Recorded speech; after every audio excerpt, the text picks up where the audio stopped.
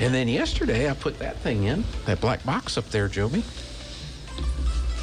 Okay. This black box right here. I'm looking at it. Yeah. I put that in, installed that, got it hooked up. And what is it doing? Right now, not a darn thing. It's just telling me it's got it hooked up, but doesn't do nothing. Well, that is the new satellite receiver for programming from Westwood One. But the only program we take from Westwood One is Mark Levin. So that will be the Mark Levin satellite receiver. That's why it'll be not doing anything right now. Yeah, because I've got when Mark comes on.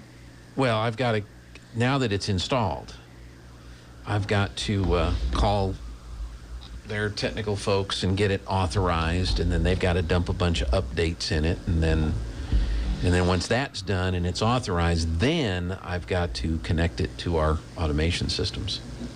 So, anyway. Amazing technology. No, the fish haven't voted yet. They're going to vote. They're going to vote conservatively, is my guess. Well, because good. they're like most anglers. They're conservative. There. Well, that's good to know. That's good to know. Hey, before we get into your Pecos Valley Bassmasters update, what an environment for a basketball game Friday night at Goddard High School. Yeah, it was great. It was very not dissimilar to what we had the week before when Goddard was in Artesia, and Tuesday night when it was Goddard. Portales. It was Portales. Mm-hmm. When Portales was in Artesia, we've had some big crowds at the pit, and that was a big crowd at Goddard. The Bulldog fans came out in force, and Goddard had changed up. They're allowing fans of the opposite team, or maybe they always have, but they never have allowed Bulldog fans to sit down lower, but they had it sectioned off, and so Bulldog fans got to sit down on the lower level for the first time since I can remember. Yeah. Plus, they swapped sides of the upper deck, which was interesting to me. I'm sure they had a reason, but so Bulldog fans sat across from where you and I set up, and normally they're behind us. Mm-hmm. But, yeah, it was a great crowd, great atmosphere. The girls battled hard, came up on the short end. Boys battled hard, and they got the win. So, yeah, it was fun to watch, fun to get the call, and definitely a great crowd. Well, tonight, Goddard and Artesia again at Hagerman, 6 o'clock. Yeah, and I would encourage, I'm sure you've already been, if you've talked about it, you've said this already, but I'll say it again. Coach said it after the game. Make sure you get there early because it will be full. Hagerman's gym is not nearly the size of ours. And it's not near this. I mean, ours is one of the biggest in the state, if not the biggest. It's one of the biggest in terms of people to sit. Goddard's is probably half the size of ours in terms of people to sit. Hagerman's probably half the size of Goddard. Yeah. And so it's going to be packed. I know that it's been a few years ago, but we had one of these games, the girls vying for the district championship with Jeff, Coach Houghtaling, and it was in Hagerman, and it was just plumb full. I mean, to the rafters. So as high as those. They don't go to the rafters, but you know what I'm saying. So I anticipate it being really, really full, and everybody that's asked me about it, I've encouraged them if they want to go, they need to go early, or they won't be able to get in. Yeah, so that'll be tonight. Then the winner will be the number 1 seed. The loser is the number 2 seed. Right. On the boys' side. And so the girls, it's pretty clear. Artesia will host Lovington tomorrow night at 6 at the pit. Yep. The winner goes to Goddard Thursday night. Most likely on Thursday. Mm-hmm. And then the winner of that game would go to Portales, most likely on Friday. Friday night. And then for the boys, Portales goes to Lovington tomorrow. And the winner will go to the loser of tonight's game on Thursday. Yeah. And then the winner of that game would go to the winner of tonight's game, most likely on Saturday. On Saturday afternoon, or could be evening, I guess. But yeah, we've got an opportunity as Bulldog fans to see 5 basketball games this week. If our guys and girls win through to the championship, we'll have a game every day but Wednesday. That's right. Tonight, Tuesday, Thursday, Friday, and Saturday. Yeah. So I'm hoping that's the case. Hopefully they play all the way through. Now, if the boys win tonight,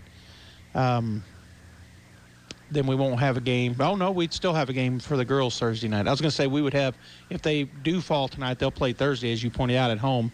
The girls will be traveling to Goddard if they win tomorrow night. Right. So we'd have 2 games just in different places Thursday. But and then if the girls were to beat Goddard, which they certainly can, they'd play Friday night, as you said, in Portales. And if the boys win Thursday night against either Lovington or Portales, then they would play Saturday. So anyway, Yeah. a lot of basketball.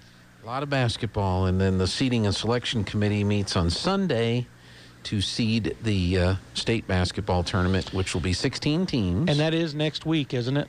Yes. The first 2 rounds or all of it? No, the first, well, I don't know for sure. My understanding is that next weekend is the elimination round. Right. Well, And so 16 would go to 1, 15 would go to 2. And then the next game, too, the quarterfinals would also be played at the higher seed. At the higher seed, that's So I was thinking maybe Tuesday, Friday, or something like that next week. It's entirely possible, yeah. Or Tuesday, Saturday or something like that. And then the following week, only semifinal and finals at the Pit in Albuquerque. So for our level, I think some of the lower levels play at Berendo and maybe Rio Rancho or somewhere. But yeah.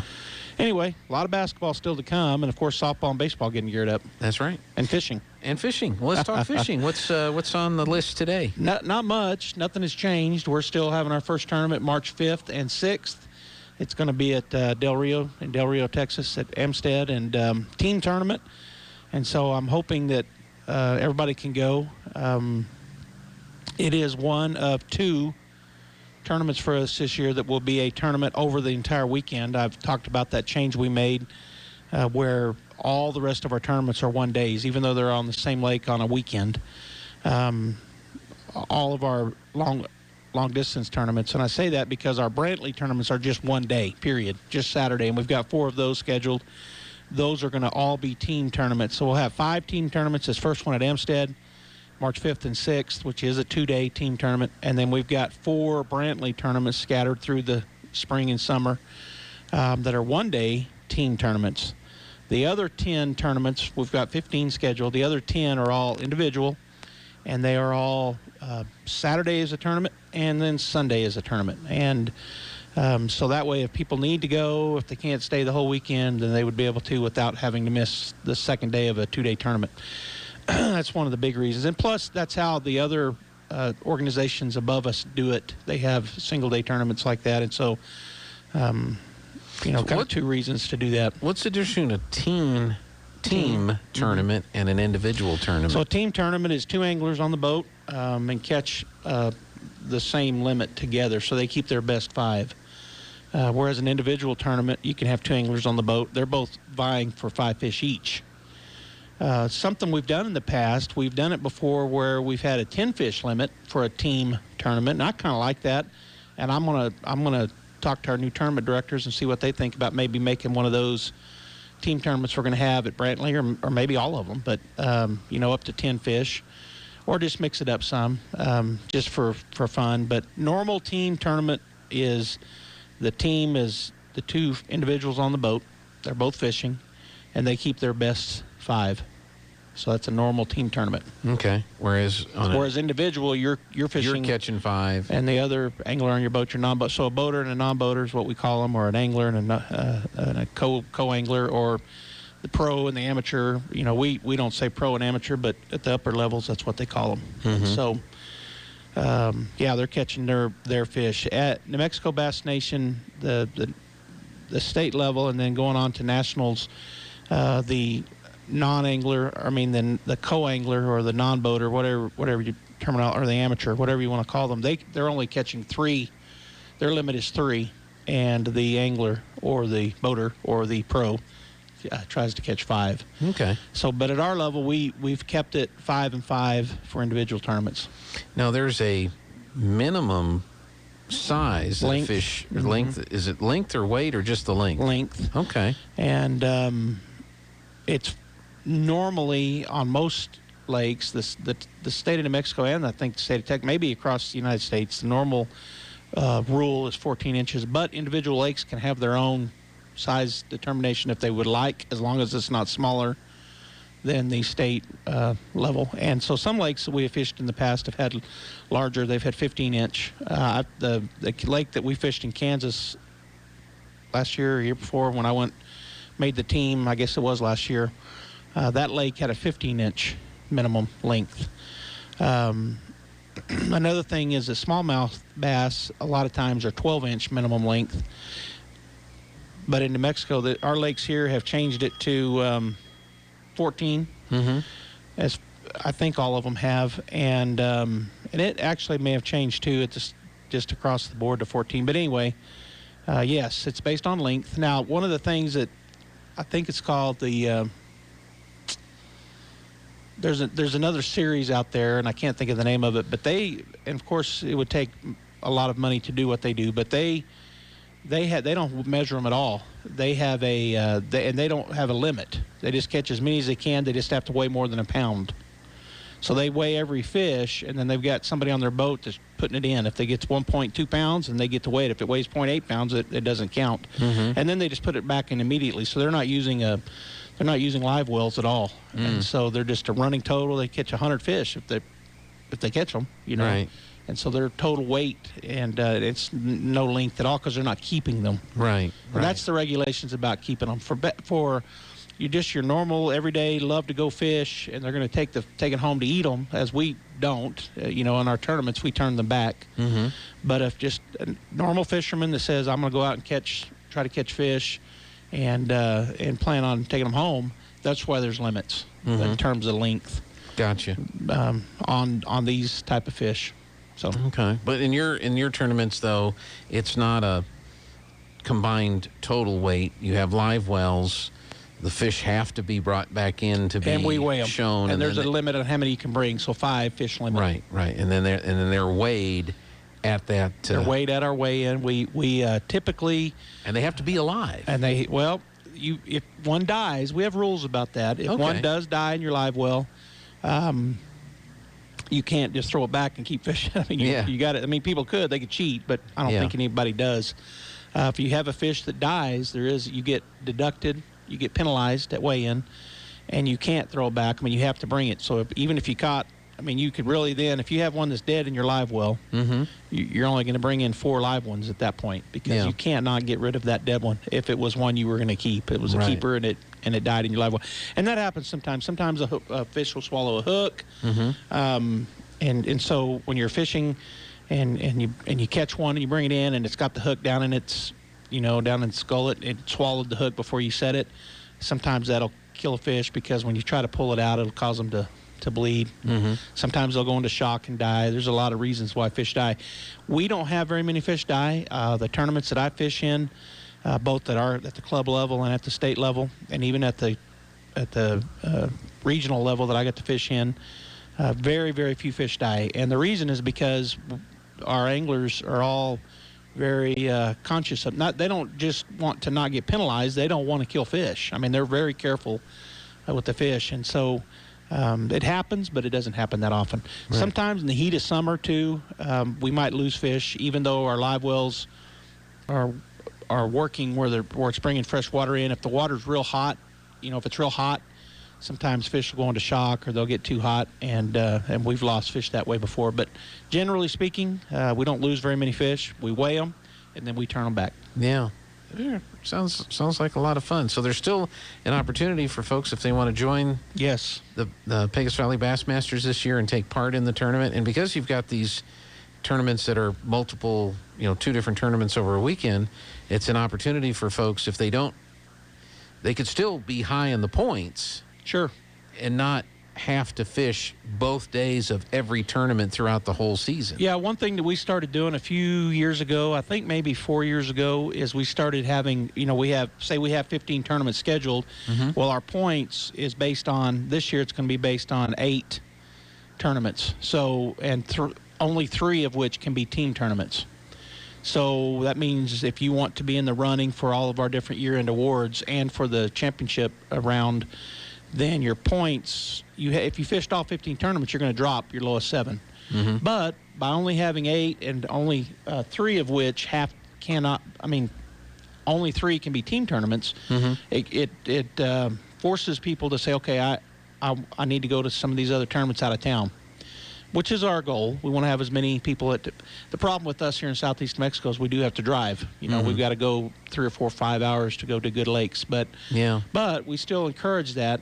But yeah, let's say you work and you're like, well, I can't go because I always have to work Saturdays. Well, now you could leave Saturday when you get off work, go to the lake and still be involved in tournaments.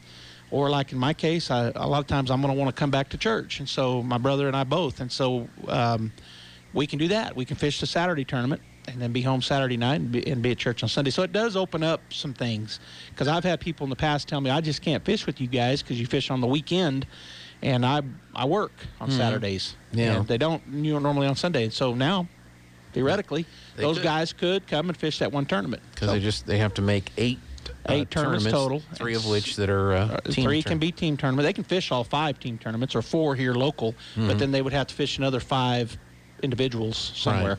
Right. Yeah. Well, that helps out. So go ahead and you can go online to pvbm.club is our website. There's a join tab. There's a lot of information there. You can kind of peruse the website, look at a lot of different information over the last several years of our club, and pictures and tournament schedules and weights and things like that. But the join tab is there on the front page, on the home page. There's also up on the top, there's a join tab, and click on that. It's going to produce a PDF. You can fill that thing out and email it to us. All the information to do that is there. Okay. pvbm.club. Yep. And I've actually got it Pulled up. Got the website there. So there's your story, and there's your join button right there. And then your contact, there's a form to fill out. And They can use that to contact us, or they can email us directly. Not using that, but anyway.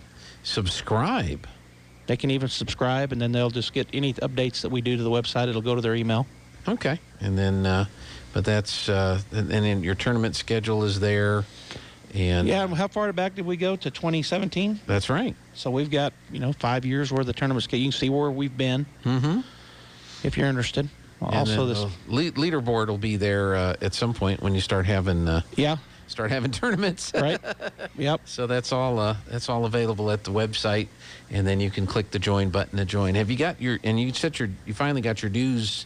Dues are all paid. But you got what the cost is all figured out with the. Yes, there was some confusion on my part I was at the wrong website. I somehow got the wrong way. I think I know how, but anyway, dues are all paid. Everybody that has joined, all their dues have gone to the right places, and we're good to go as a club. But if somebody wants to join now, it's not too late. I can pay dues to the state and national level anytime. But what does it cost to join? No, I'm sorry, $90. So $40 to our club for our club dues, $20 for New Mexico Bass Nation, and $30 for BASS. Okay. So we collect it for those other two organizations. We send it on. Okay. So not only are you a member of this group, but now by default you're part of the New Mexico group and the national group as well. Which is all we're basically grassroots. And then you got the state level, and then you've got the national level. Okay. Well, sounds like fun. And that first tournament's coming up? Yep, March 5th and 6th, Saturday and Sunday down in Del Rio. I'm excited about it. I've got to look and see how it combines with my work schedule and my game schedule. But as of right, and my church schedule. I know I've got church on the 6th, but right now I'm planning on getting a guest worship pastor to replace me on that Sunday, and if we've got games, I may miss them because I'm planning on going fishing that Saturday and Sunday. There you go. Now, in the past, I've driven down. I'd stay for a game on a Friday night and then drive all night. I don't know if my age is going to allow me to keep doing that. I know. I'm getting old. Yeah, back in the day, that was nothing to do that kind of stuff. But now it's, you start getting up in years, and it's like, I'm not doing that. Well, I could still do it, and I'm stupid me. I probably still will, but I am considering. If we have a game Friday night, letting you, Robbie, whoever do the game, and I won't be there, but that way I can go down Friday. But anyway, we'll see. We'll get it. We'll get it covered in some shape. Oh yeah, I know that. Yeah.